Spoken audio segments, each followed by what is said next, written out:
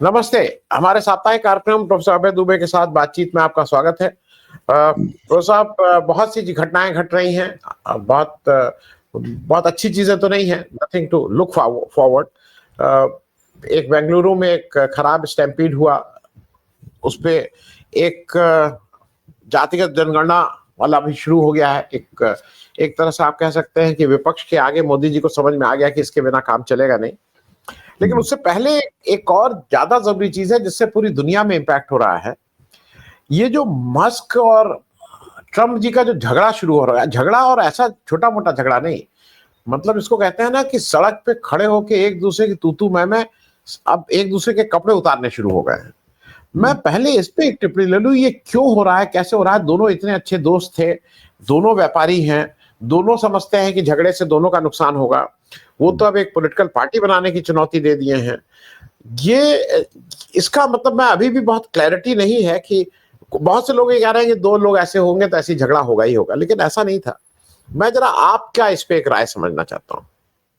देखिए, इस चीज को तो हम लोग केवल एक परिप्रेक्ष्य में रखकर थोड़ा इतिहास की मदद से समझ सकते हैं, क्योंकि जो तथ्य हैं इस झगड़े के वो हम लोगों के सामने हैं, सब जगह प्रकाशित हो चुके हैं, प्रसारित हो चुके हैं। उसके लिए हम लोग उन तथ्यों को पब्लिक इंडिया को दोहराने की आवश्यकता नहीं है। मुख्य बात यह है कि अमेरिकी लोकतंत्र का एक मॉडल है खास तरह का, और वो मॉडल यूरोपियन लोकतंत्रों से, ब्रिटिश लोकतंत्र से या भारतीय लोकतंत्र से अलग तरह का मॉडल। वहां पर पूंजीवाद, निजी पूंजी और उसके राजनेताओं से संबंध जो है, उसका एक समीकरण है जो आज तक पिछले 200 साल से काम करता रहा।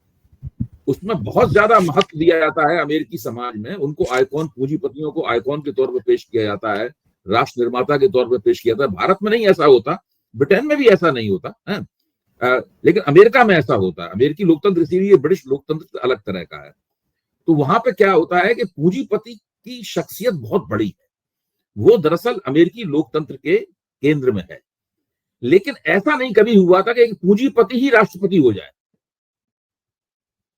डोनाल्ड ट्रंप के जरिए एक नई घटना घटित हुई वहां पर, जिससे हुआ ये कि पूंजीपति ही राष्ट्रपति। पहले ये होता था कि पूंजीपति राष्ट्रपति बनाता था या पूंजीपति राष्ट्रपति को बनाने में योगदान देता था।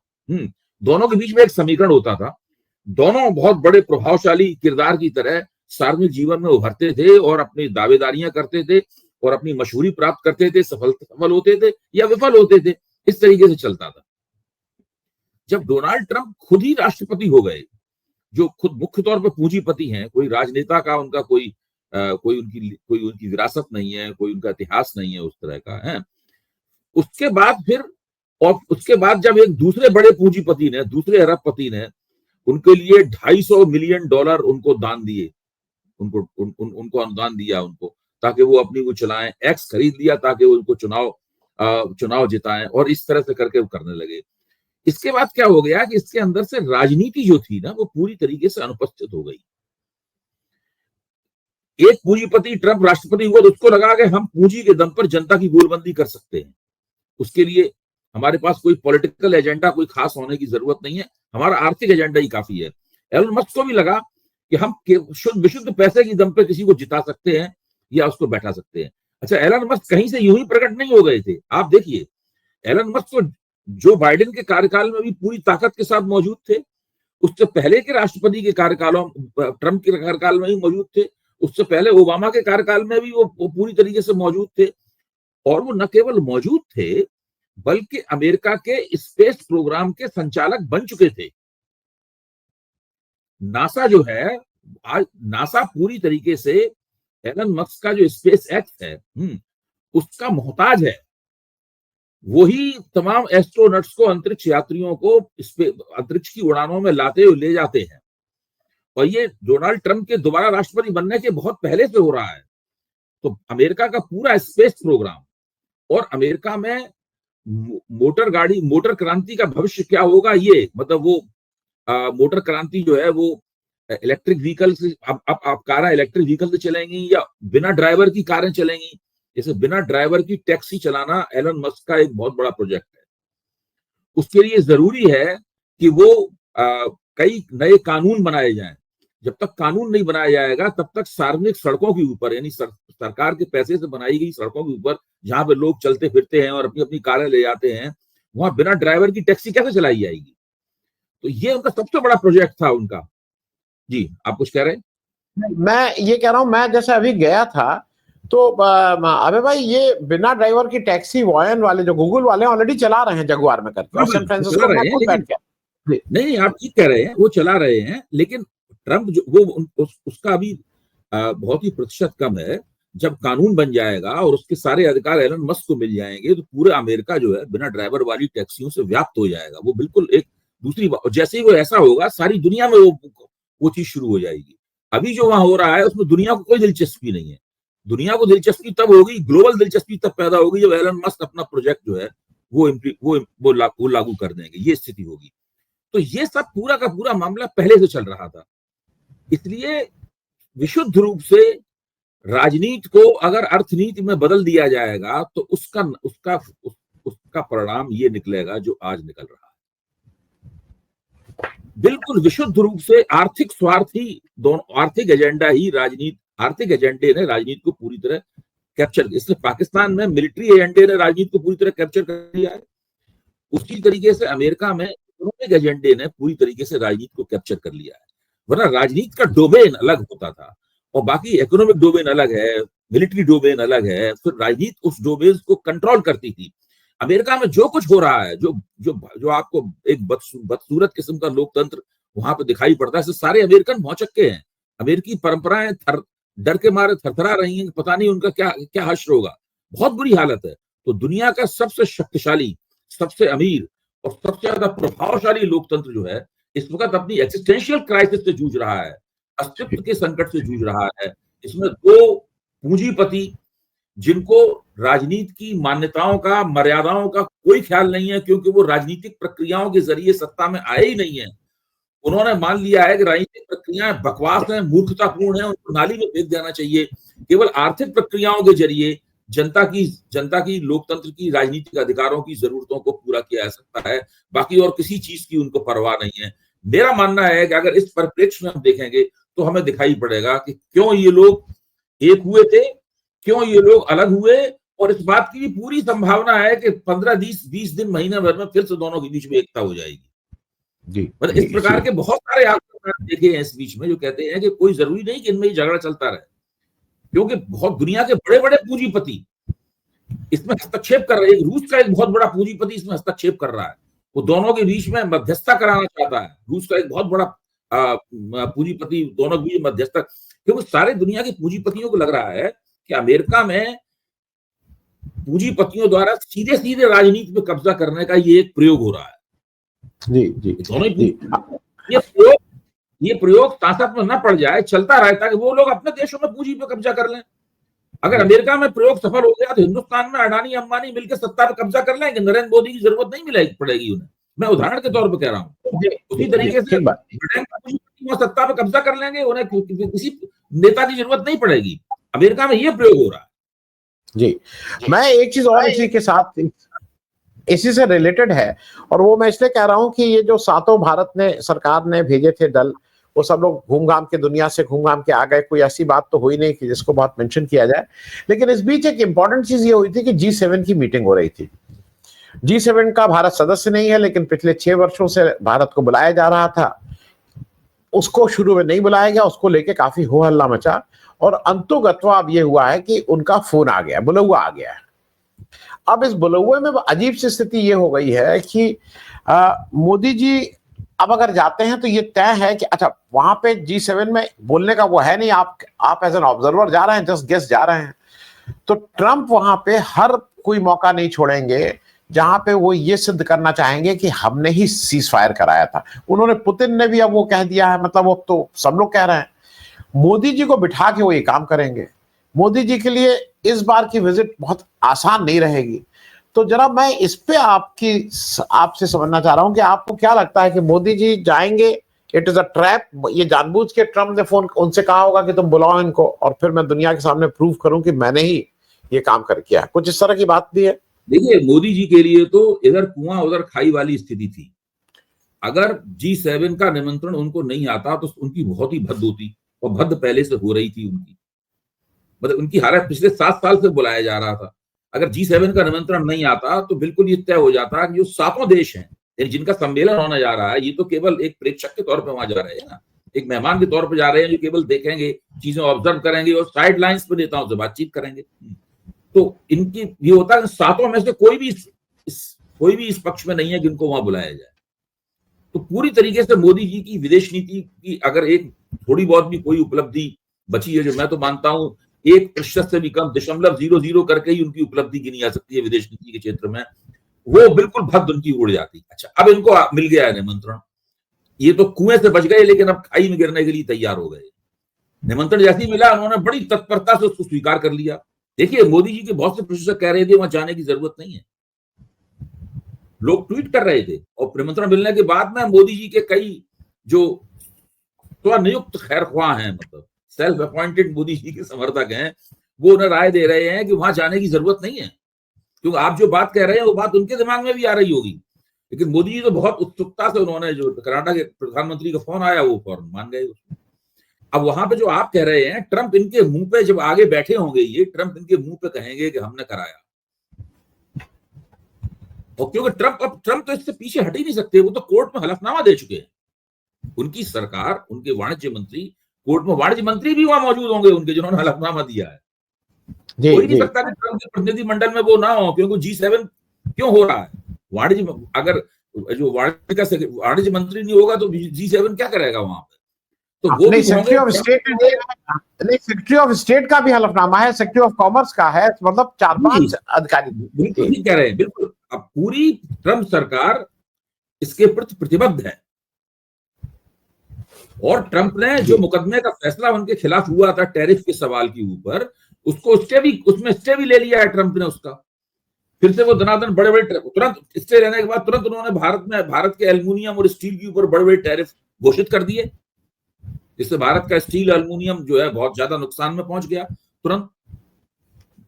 जी, मोदी जी बहुत बड़े खतरे का, आप बिल्कुल ठीक कह रहे हैं, मोदी जी वहां बहुत बड़े खतरे का सामना कर रहे हैं जी। और मेरा ख्याल है काफी बेइज्जत, अगर उनकी किस्मत ने उनका साथ नहीं दिया, किसी तरह किस्मत से बच नहीं गए, तो काफी बेइज्जती करा के वहां से लौटेंगे। जी, और बेइज्जती होगी जब ट्रंप उनके मुंह पे ये कहेंगे और मोदी जी उसका खंडन नहीं कर पाएंगे। फिर क्या होगा कि ट्रंप वहां कहेंगे, हिंदुस्तान में विदेश मंत्रालय उनका खंडन करेगा कि मोदी जी तो वहां बोलेंगे नहीं, वहां पे उन्हें बोलने का तो उनके पास कोई मौका है नहीं। तो बड़ी अजीब सी स्थिति होगी। अब देखिए कैसे, हम लोगों को देखना होगा कैसे इससे बचते हैं। जी नहीं, और अभी भाई मैं एक और चीज देख रहा हूं कि हम लोग को जितना अच्छा लगे ना लगे, लेकिन ट्रंप ने वो अपना सेंट्रल रोल तो कर लिया। पुतिन भी कह रहे हैं मेरी ट्रंप से बात हुई थी और उन्होंने ऑन रिकॉर्ड बोले हैं कि उन्होंने बातचीत में बताया गया था कि भारत के उसमें वो मध्यस्थता कर रहे हैं, ये पुतिन ने कहा। चीन के जो प्राइम मिनिस्टर साहब हैं वो उनसे 1.5 घंटा बात कर रहे हैं, तो 1.5 घंटा कोई बच्चों का हालचाल तो लिए नहीं होंगे भाई, यही सब बात हुई होगी। यहाँ पे क्या है ऐसे में, मतलब अच्छा, फिर दूसरी तरफ जो पाकिस्तान है जिसको रोग स्टेट करने के लिए भारत ने दल भेजा, वो यूएन में वो तो मतलब चौकीदार जो बनाया गया, तो चोर को ही चौकीदार बना दिया गया है उनको। मैं इस जो आपने कहा ना 0.001, हम 0.00, हम तो मालूम नहीं कहा क्या विदेश नीति कर रहे हैं। एक बहुत छोटी टिप्पणी इस पे, और फिर आगे फिर मेरा 1 जून को मोदी जी ने एशियाई डेवलपमेंट बैंक के प्रेसिडेंट के साथ में बातचीत की, मुलाकात की। 4 जून को उसने पाकिस्तान को 6.25 हजार करोड़ का कर्ज दे दिया। संयुक्त राष्ट्र संघ में जो तालिबान वाली समिति है, पाकिस्तान को उसका वाइस प्रेसिडेंट बनाया जा रहा है। तालिबान वाले में चेयरमैन नहीं, और एंटी उसमें वाइस चेयरमैन, उसमें वाइस चेयरमैन बनाया जा रहा है। यानी भारत तो पाकिस्तान को आतंकवाद को प्रोत्साहन देने वाला, आतंकवाद को नियोजित करने वाला एक आतंकवादी देश के रूप में चित्रित करता है, और सारी दुनिया उसे आतंकवाद से बचाव करने वाला और आतंकवाद को संयमित करने वाले देश के रूप में इस्तेमाल कर रही है। इस जो बैतरन घाटी में हुए हत्याकांड के संदर्भ में जो बहुत 4 दिन का फौजी टकराव हुआ भारत और पाकिस्तान के बीच में, उसके बाद पाकिस्तान, उसमें भारत ने पाकिस्तान को ज्यादा नुकसान पहुंचाया, इसमें कोई शक नहीं। भारतीय सेनाएं ज्यादा मजबूत साबित हुई, लेकिन उसके बाद जो पूरा नैरेटिव है वो पाकिस्तान के पक्ष में चला गया है। सारी दुनिया दरअसल देखा जाए तो इस मामले में पाकिस्तान को कभी छुपा कभी खुला समर्थन दे रही है। वो लोग पाकिस्तान को भारत के मुकाबले, भारत के प्रभाव को एशिया पैसिफिक, एशिया प्रशांत क्षेत्र में भारत के प्रभाव को संतुलित करने के लिए या कैंसिल आउट करने के लिए पाकिस्तान को एक बोगी की तरह इस्तेमाल कर रहे हैं। और उसके लिए जरूरी है कि वो पाकिस्तान की अर्थव्यवस्था को टिकाने के लिए उसमें कुछ पैसा झोंकें। सारी दुनिया इस वक्त पाकिस्तान की इकोनॉमी में मनी पंप कर रही है, ये स्थिति है। जी जी जी। पाकिस्तान के तो बल्ले बल्ले हो गए हैं, पाकिस्तान के बल्ले बल्ले हो गए हैं, शहबाज शरीफ के बल्ले बल्ले हो गए हैं और आसिम मुनीर के बल्ले बल्ले हो गए हैं। जी जी जी जी। और अब इस समय इमरान खान को कोई पूछ ही नहीं रहा है, वो जेल में बंद है, पूरी दुनिया में हल्ला मच रहा था, एक एनवायरनमेंट बन रहा था। लेकिन उससे ज्यादा जरूरी एक और सवाल है भाई, ये जातिगत जनगणना पे सरकार ने कहा कि हम जनगणना करेंगे, लेकिन 27 में करेंगे मार्च में। ये भी नहीं समझ में आया कि 2 साल बाद क्यों करेंगे। उसमें जातिगत जनगणना भी रहेगी। मुझे ऐसा लगता है on the face of it कि ये सारे आंकड़े लेके ये सरकार पहले तो उसको रिलीज नहीं करेगी और अपने जो 2029 की पेशबंदी है और वो है उसको करेगी कि इस, क्योंकि आंकड़े इनके पास रहेंगे कहां पे किसको क्या देना है, किसको क्या लेना है, किसको वो करना है। ये और ये 2 साल लेट क्यों कर रहे हैं, मैं ये पूरा जरा समझना चाहता हूँ। मैं समझ गया हूँ, अभी धीरे धीरे समझ हम लोगों की विकसित हो रही है, बात समझ में आ रही है, सब चीजें तुरंत समझ में नहीं आती हैं। मुझे जहां तक लगता है कि 2027 मार्च तक जनगणना के आंकड़े सरकार के पास आ जाएंगे, जो मैं जहां तक समझ पाया हूँ। अच्छा, उसके बाद जब सरकार के पास 31 नहीं अबे भाई 31 March 2027 is the cut off date. उस दिन देश की जनसंख्या क्या थी ये तो 2027 तक के आंकड़े जो है ना, 2027 तक जनगणना होगी, कट ऑफ है, उसके बाद के आंकड़े सरकार के पास आने शुरू हो जाएंगे धीरे धीरे करके। और फिर सरकार उन आंकड़ों का क्या करेगी? सरकार उन आंकड़ों का पहला काम ये करेगी, उन आंकड़ों के हाथ में आते ही सरकार संसद में एक कानून पास करेगी। उस कानून से परिसीमन आयोग बनने का रास्ता साफ होगा। जब परिसीमन आयोग बन जाएगा, उसके बाद में परिसीमन आयोग बैठेगा और बहुत से जितने भी स्टेक होल्डर्स हैं, जिन जिन लोगों के क्लेम्स हैं, जो भी पक्षकार हैं इस पूरे मामले में, उन सबसे बातचीत करके परिसीमन का एक फार्मूला तजवीज करेगा वो। इस काम में परिसीमन आयोग को 6 महीने लग जाएंगे, यानी तकरीबन 2027 इसमें खत्म हो जाएगा, अगर सब चीज ठीक ठाक चलती है। तो सब चीज अगर स्मूथली सफाई के साथ चलती है बिना किसी बाधा के, तो 2027 इसमें खत्म हो जाएगा। 2028 आते ही वो चुनाव के पहले का साल होगा, उसमें बड़ी चुनावी गतिविधियां होंगी, तो 2029 में चुनाव होने हैं। उसके बाद परिसीमन आयोग जैसे ही वो फार्मूला देगा, उस फार्मूले के ऊपर विवाद पैदा हो जाएगा बहुत बड़ा, मैं गारंटी से कहता हूं इस बात को, और उसे अदालत में चैलेंज किया जाएगा। दक्षिण भारतीय सरकारें वगैरह सब, बहुत परिसीमन बहुत बड़ा हॉट टॉपिक है, उसको छोटी मोटी चीज हमें नहीं मानना चाहिए। उसके बाद में वहां पर वो मुकदमेबाजी शुरू हो जाएगी। जब वो मुकदमेबाजी से पूरा मामला निकलेगा और एक बार तय हो जाएगा कि परिसीमन का फार्मूला क्या होगा, उसके बाद सरकार को फिर एक कानून पास करना पड़ेगा, जो परिसीमन के उस फार्मूले के कारण बढ़ी हुई सीटों को कानूनी संवैधानिक मान्यता उससे प्राप्त होगी। जब एक बार संसद की ये सारी प्रक्रिया पूरी हो जाएगी, उसके बाद में महिलाओं का रिजर्वेशन लागू हो सकता है। उससे पहले महिलाओं का आरक्षण लागू नहीं हो सकता। इसका सीधा मतलब है कि 2029 में जो सरकार आएगी, किसी की भी सरकार हो, वो सरकार बहुत से काम करेगी इस बारे में। दूसरा एक बहुत बड़ा मेथोडोलॉजिकल चैलेंज है। वो चैलेंज क्या है? सरकार ने तय किया है कि हम लोगों से जब जाति पूछने जाएंगे तो हम 1300 से ज्यादा जातियां नहीं मानेंगे। मतलब सरकार चाहती है कि जब मनमोहन सिंह सरकार ने जो आर्थिक सामाजिक एक जनगणना कराई थी, सेंसस कराया था, इकोनॉमिक सोशल सेंसस कराया था, तो उसमें जातियां 4500 थी। ये सरकार कहती है कि हम 1300 जातियों में ही पूरे समाज को डालेंगे। अब समस्या क्या है? भारत में जैसे कि मान लीजिए ब्राह्मणों की ही 1000 उपजातियां हैं, बाकी तो छोड़ दीजिए, मैं केवल ब्राह्मण जो संख्या में सबसे कम है देश में, उनकी ही 1000 से ज्यादा हालत यह है। सारस्वत ब्राह्मण महाराष्ट्र में भी है, सुनील गावस्कर, सचिन तेंदुलकर दोनों सारस्वत ब्राह्मण हैं। दक्षिण भारत में भी सारस्वत ब्राह्मण है और हमारे उत्तर प्रदेश में भी सारस्वत ब्राह्मण है। और तीनों बिल्कुल अलग अलग तरह के सारस्वत ब्राह्मण है, तीनों का एक दूसरे से कोई ताल्लुक नहीं है, तीनों की आत्म छवि बिल्कुल अलग अलग है, और तीनों की सामाजिक प्रतिष्ठा उसी के आधार पर है, जो कर्मकांडीय प्रतिष्ठा है वो उसी के आधार पर है। अच्छा, अब जब जो सेंसस का कर्मचारी होगा, जब वो जनगणना का फॉर्म लेके हमारे और आपके पास आएगा, हमसे पूछेगा भाई आपकी जाति क्या है, तो आप अपनी जाति बताएंगे? कहेगा इन 1300 में तो आपकी जाति दर्ज नहीं है, हिंदुस्तान में जातियां तो 4,500 तो ऊपर है। अच्छा, तब वो कौन सा फार्मूला होगा जिसके आधार पर उस आदमी से कहेगा आप इन 1300 में ही अपनी जाति तय कीजिए? कैसे बंदा अपनी जाति बदल देगा? आप सोचिए इस बात पे, बंदा अपनी जाति कैसे बदलेगा? तो ये बहुत, मैं तो बहुत कॉमन सेंस से ये बात कह रहा हूं, सामान्य ज्ञान से। मैंने कोई ऐसा नहीं है कि बहुत मेरे अंदर किसी कोई एक्सपर्टीज हो, विशेषज्ञता हो। हिंदुस्तान में 4,500 जातियां हैं। ये पिछले मनमोहन सिंह सरकार द्वारा बनाए गए जो आर्थिक सामाजिक सर्वे सेंसस हुआ था उसमें उससे तय हो गया है। आप उसके अंदर से उसमें 1300 जातियों में 4,500 जातियों को समाहित करना चाहते हैं। सेंसस करने के कर्मचारी, सेंसस कर्मचारी लोगों से झगड़े होंगे उनके इस बात पे। जी जी, मतलब वो बहुत मुश्किल काम है। अब देखिए इनकी जातिगत जनगणना होती कैसे है इस सवाल के ऊपर। जी, क्योंकि अच्छा, मोटे तौर पे नहीं, एक और बात है, बहुत लोग इस बात को चैलेंज करेंगे, हमने अपनी जाति बताई थी, इसने लिखी नहीं।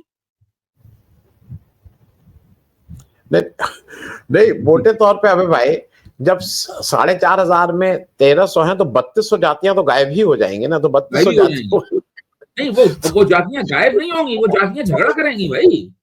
हाँ, ये भारतवर्ष है, ये भारतवर्ष है, लोग कैसे अपनी जाति छोड़ देंगे? जी, मैं एक और चीज इसमें पूछ लूं, क्योंकि आज एक आर्टिकल आया बहुत दिनों बाद, एक सारे पेपर्स में आया है। ये जातिगत जनगणना में जो भी हो, आज अगर बिहार में जा रहे हैं तो इसमें थोड़ी मुझे ऐसा लगता है कि एडवांटेज राहुल गांधी को जरूर मिली, क्योंकि राहुल गांधी जातिगत गणना पे बिल्कुल जीरो टॉलरेंस है कि मैं करा के ही रहूंगा चाहे कुछ हो जाए। तो एक तरह से वो एक वन अप मैनशिप वाली है, तो वो तो उनको मिला है। आज एक उन्होंने आर्टिकल भी लिखा है, सारे पेपर्स में, इंडियन एक्सप्रेस में भी है। हालांकि उसका वैसे देखिए तो उसका प्रभाव बहुत है, क्योंकि उन्होंने तो महाराष्ट्र में किस तरह से चुनाव को मैनेज किया और कैसे मैनिपुलेट किया गया उस पर एक लंबी बात है। उस पर लेकिन कोई बहस अभी होते हुए हम नहीं देख रहे हैं, और उसका क्या उपचार है, कैसे, उस पर भी एक आपकी टिप्पणी चाहेंगे। देखिए, राहुल गांधी का लेख मैंने आज सुबह ही पढ़ा है, और मैं समझता हूं कि राहुल गांधी ने इस प्रकार की पहलकदमी लेख के रूप में लिख के, यानी जो पढ़ा लिखा, अंग्रेजी पढ़ा लिखा समाज है, जो कि समाज को, हमारे समाज का संचालक तो वही है। देखिए, हम लोगों की समाज और राजनीति का जो इंजन है वो तो अंग्रेजी पढ़ा लिखा वर्ग है, वो 1.5 से 2% है। वो जब तय कर लेता है क्या काम करना है क्या नहीं करना है, तो घुमा फिरा के आप कितनी भी हाय तौबा करते रहें, काम वही होता है। क्योंकि सत्ता और संपत्ति ये दोनों उसके पास है, वह उसी के पास क्रय शक्ति है, वही उसी के हिसाब से सारा कुछ होता है, उसी की तनख्वाह भी सबसे ज्यादा है, आमदनी भी उसकी सबसे ज्यादा है। एक हिंदी का पत्रकार कितना भी लोकप्रिय क्यों ना हो, उसके बराबर कमरे में बैठा हुआ अंग्रेजी का पत्रकार है, उससे ज्यादा उसको तनख्वाह वही कंपनी देती है, वो नहीं देती। इसके बहुत सारे उदाहरण हैं। एनडीटीवी में जो रवीश कुमार काम किया करते थे, बगल में बरखा दत्त काम किया करती थी। बरखा दत्त की टीम भी ज्यादा बड़ी थी, रवीश कुमार से उनकी तनख्वाह भी ज्यादा थी। रवीश कुमार का टीआरपी बरखा दत्त से 40 गुना ज्यादा था। इसके बावजूद भी बरखा दत्त एनडीटीवी के मालिकानों द्वारा ज्यादा बड़ी तनख्वाह उन्हें दी जाती थी, ज्यादा स्टाफ दिया जाता था। रवीश कुमार को नहीं दिया जाता था, बावजूद इसके कि रवीश कुमार एनडीटीवी को ज्यादा बड़ी टीआरपी मुहैया करवाते थे।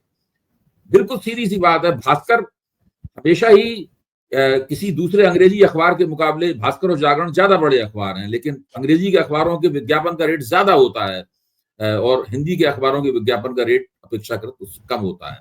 तो अंग्रेजी की दुनिया इस तरीके से चलती है, वही भारत को चला रही है। तो मैं ये मानता हूं कि राहुल गांधी ने ये जो पहलकदमी की है कि वो अंग्रेजी के उस इलीट वर्ग तक अपने तर्क को ले जाएं, तो ये शुरुआत है। अभी उन्हें इस क्षेत्र में और ज्यादा काम करना पड़ेगा, वहां तक पहुंचाना पड़ेगा, और उन्हें किसी तरह समझाना पड़ेगा। और उन्हें सबसे ज्यादा भारत का जो पूंजीपति वर्ग है, जो भारत का असली रूलिंग क्लास है, भले ही वो प्रधानमंत्री पद की उसे शपथ न ली हो, राष्ट्रपति पद की शपथ न ली हो, या वो मंत्री पद की शपथ न ली हो, लेकिन दरअसल उसी की इच्छा के मुताबिक ही सब कुछ होता है, उनको उन्हें अपनी बात समझानी पड़ेगी किसी तरह। राहुल गांधी उनको कैसे बात समझाएंगे, ये दो तरह से प्रक्रिया होती है। एक तो ये है कि राहुल गांधी के जैसे राजनीति में प्रभाव पड़ेगा तो वो अपने आप ही कुछ बात समझना शुरू करेंगे, और राहुल गांधी का प्रभाव पड़ेगा तो बढ़ेगा तो नरेंद्र मोदी का प्रभाव उसी के मुताबिक कम होगा। दोनों का प्रभाव एक साथ नहीं बढ़ सकता है, उनका कम होगा। नरेंद्र मोदी की बात पर कम ध्यान देंगे, इनकी बात पर ज्यादा ध्यान देंगे। तो राहुल गांधी को उनके साथ में मीटिंगें करनी चाहिए, मेल मुलाकातें करनी चाहिए।